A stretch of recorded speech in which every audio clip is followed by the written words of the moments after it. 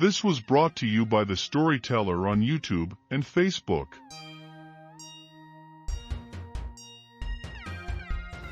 The Lurking Fear by H.P. Lovecraft. 1. The Shadow on the Chimney. There was thunder in the air on the night I went to the deserted mansion atop Tempest Mountain on the Lurking Fear. I was not alone. Her foolhardiness was not then mixed with that love of the grotesque, the terrible, which had made my career a series of quests for strange horrors in literature and life. With me were two faithful and muscular men for whom I had sent when the time came. Men long associated with me in my ghastly explorations because of their peculiar fits. We had started quietly from the village because of the reporters who still lingered about after the eldritch panic of a month before. The nightmare creeping death.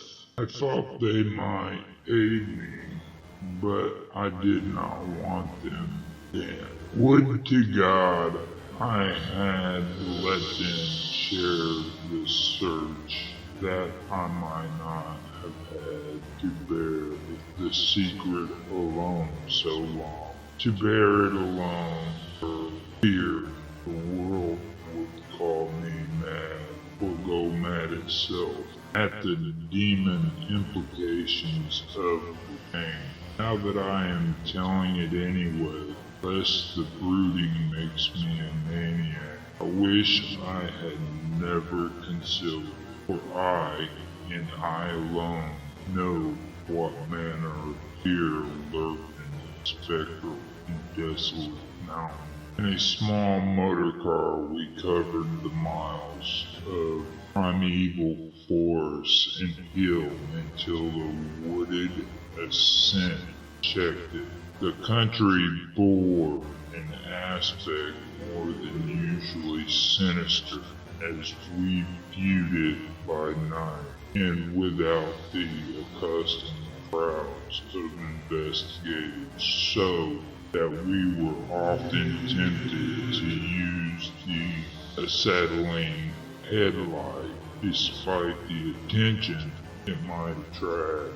It was not a wholesome landscape after dark, and I believe I would have noticed its morbidity even had I been ignorant of the terror that stalked it. Of wild creatures there were none. They are wise when death leers close.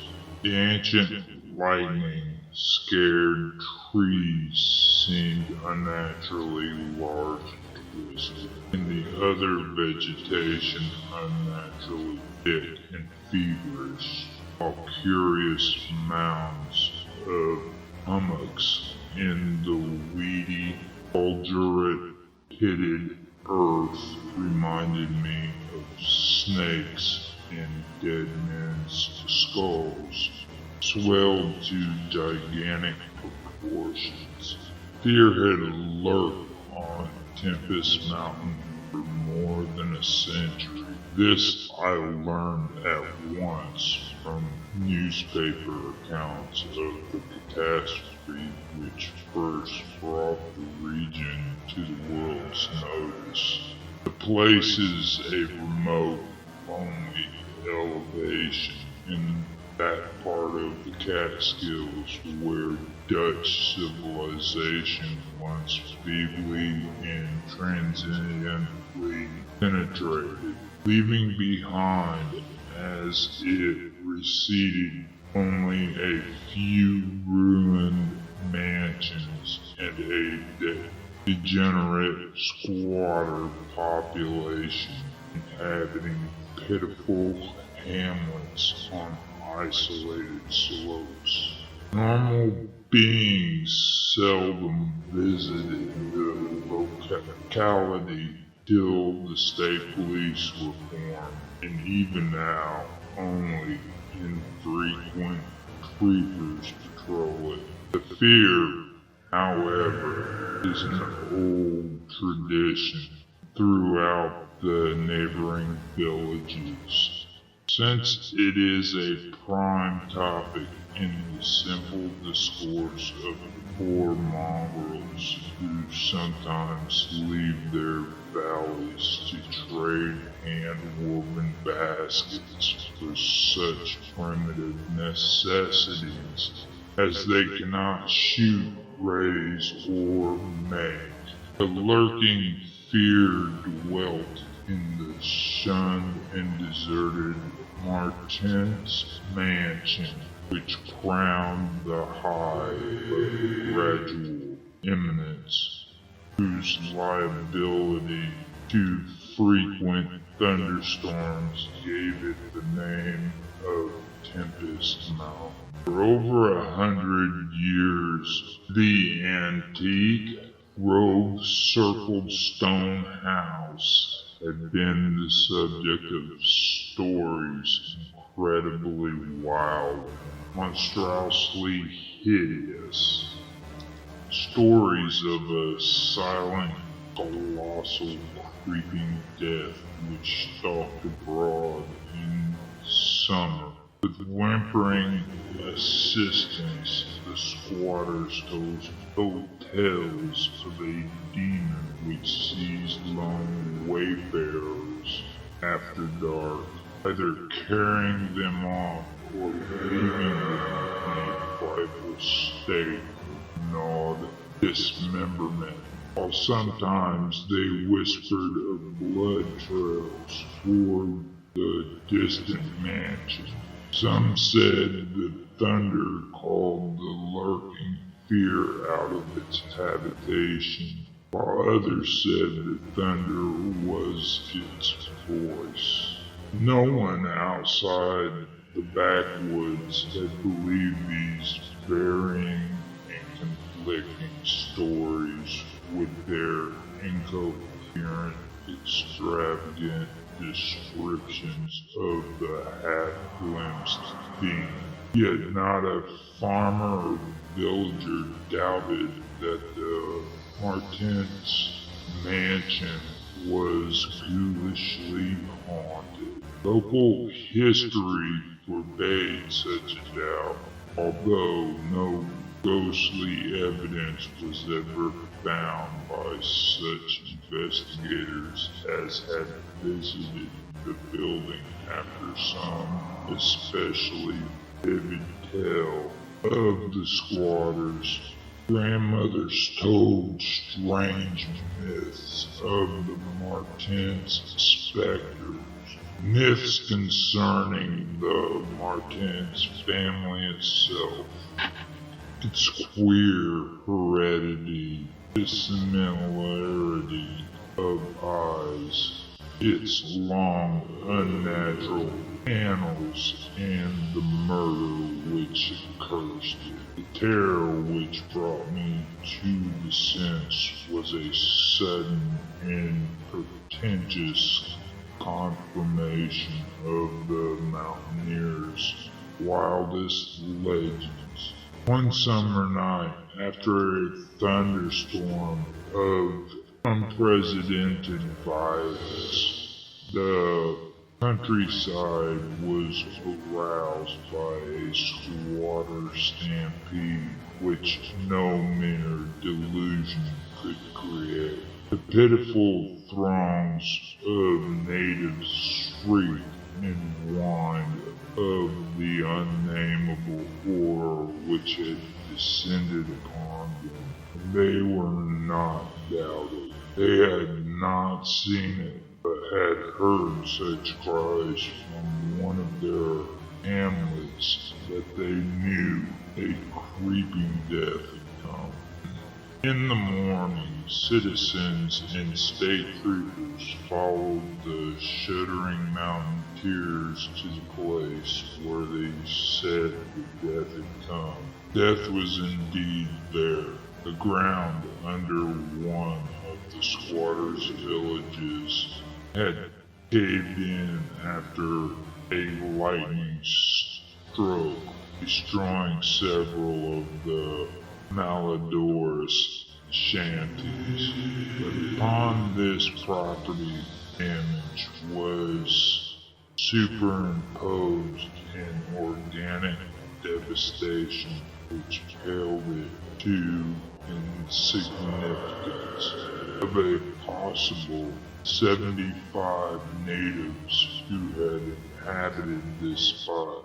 Not one living specimen was visible. The disordered earth was covered with blood and human debris, speaking too vividly the ravages of demon teeth and talons, that no visible trail led away from the carnage, that some hideous animal must be the cause.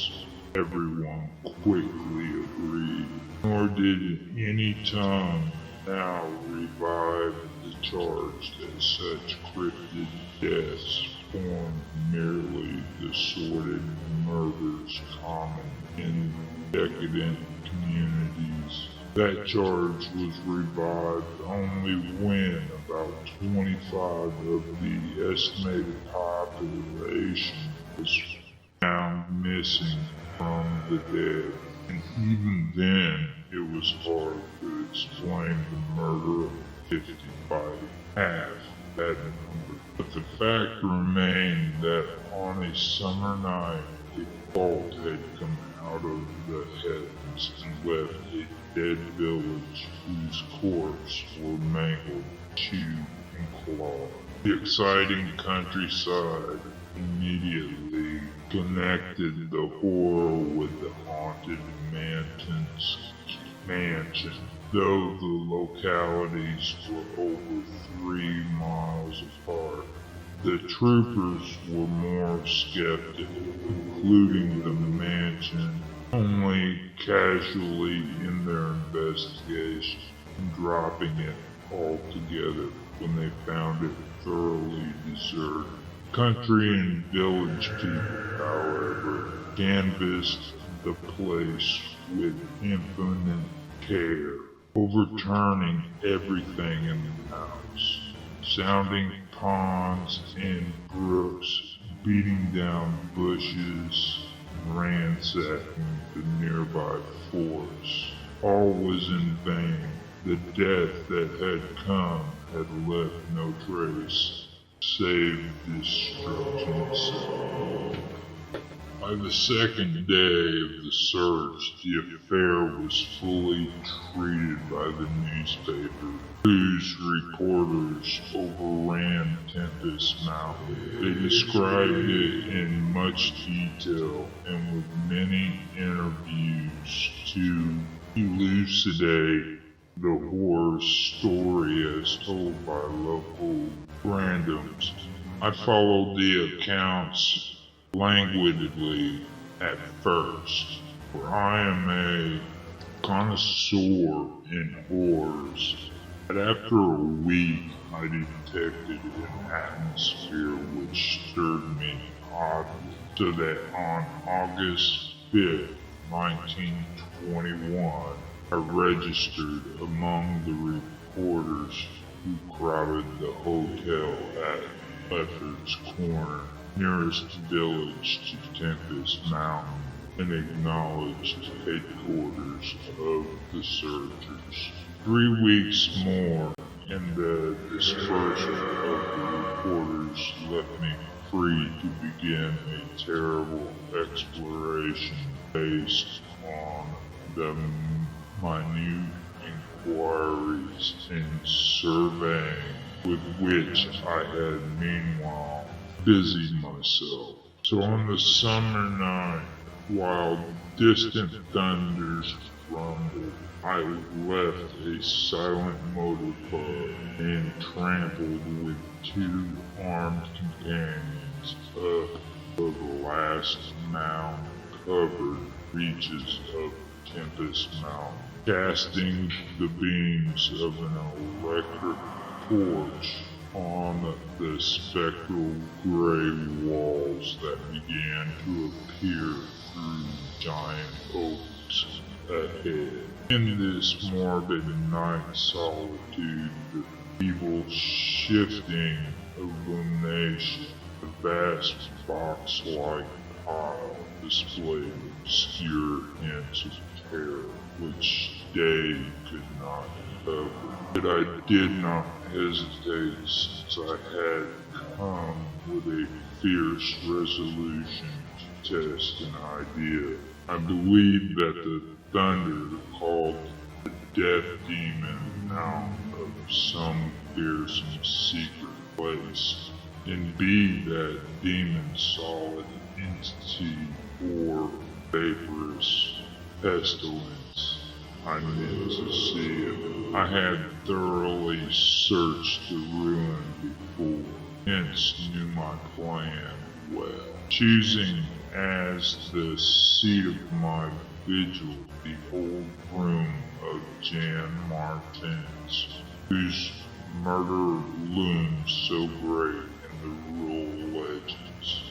I felt subtly that the apartment of this ancient victim was best for my purpose.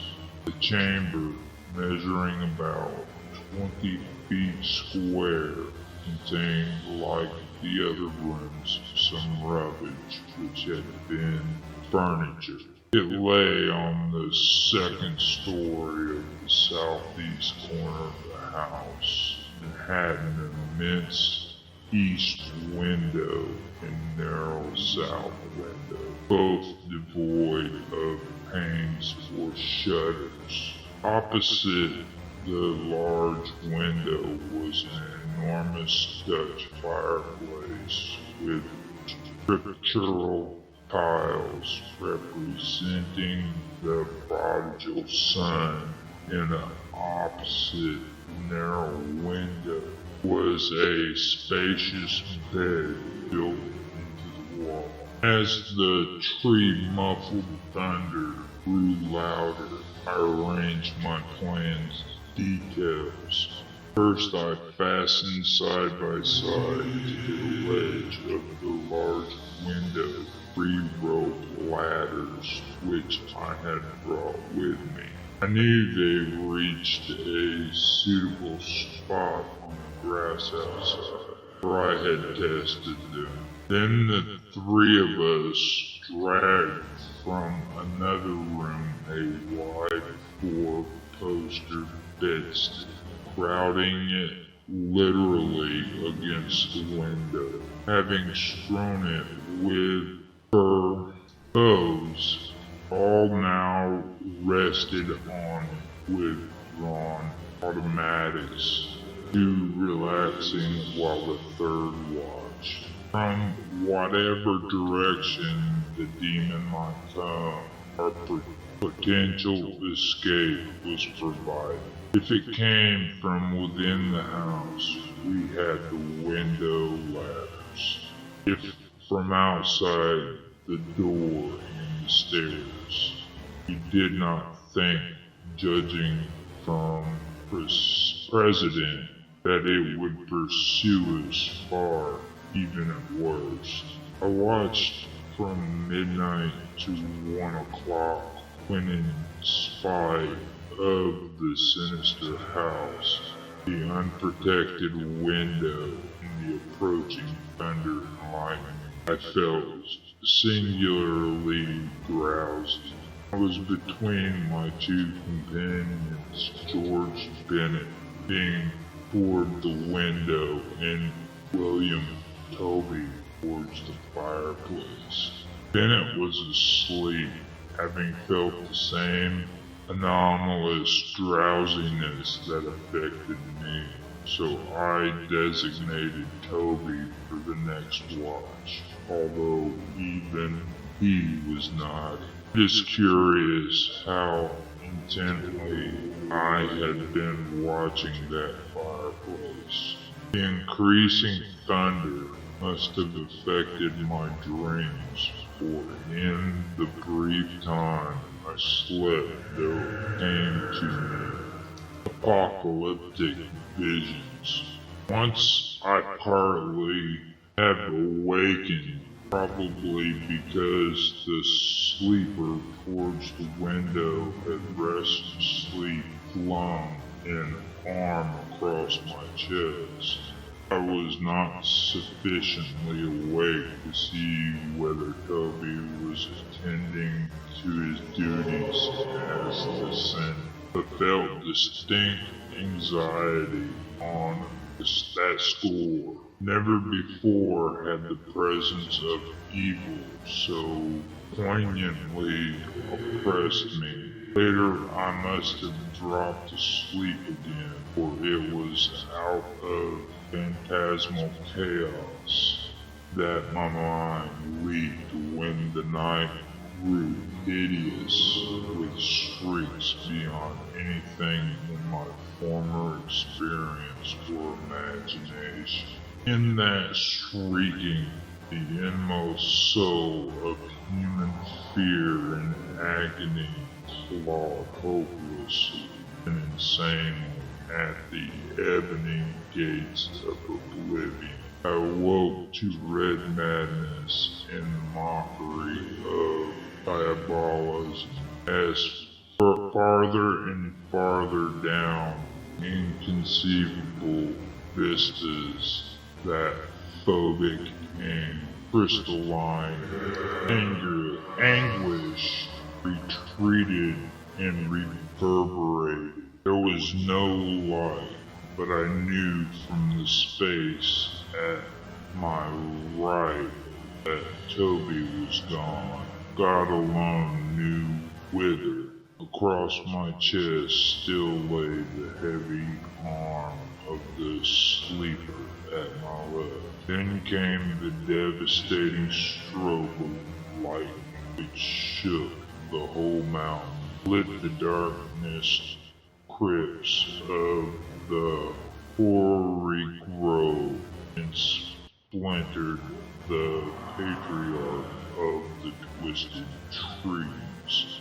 In the demon flash of the monstrous fireball, the sleeper started up suddenly, while the glare from beyond the window threw his shadow vividly upon the chimney above the fireplace, from which my eyes had never strayed. That I am alive and sane is a marvel I cannot fathom it, for the shadow of the chimney was not that of George Benton or of any other human creature, but a blasphemous abnormality from hell's nethermost craters, a nameless, shapeless abomination which no mind could fully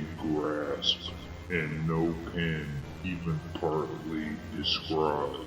In another second, I was alone in the accursed mansion, shivering and gibbering. George Bennett and William Toby had left no trace, not even a struggle they were never heard of again.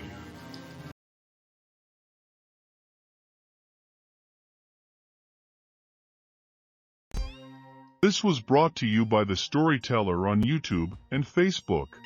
Listen to our podcast on any of these platforms: Anchor, Breaker, Overcast, Pocket Casts, RadioPublic, Spotify. Support us on Patreon, and check us out on Discord. All the links can be found in the video description below. We thank you for your participation. If you enjoyed, please like, subscribe, share, make comments. We love feedback.